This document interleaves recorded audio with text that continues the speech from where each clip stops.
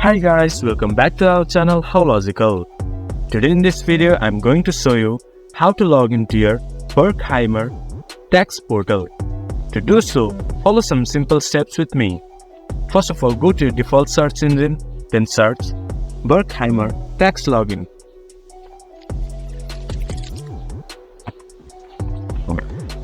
Then go to Berkheimer Customer Login. Once the page loads up, enter your email address, then enter your password. Then press sign in. Then you should be able to access Berkheimer Tax Customer Login.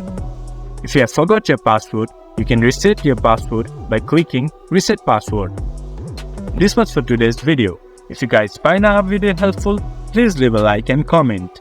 And do not forget to subscribe our channel and hit the bell icon. I'll see you guys again in our next video. Thank you.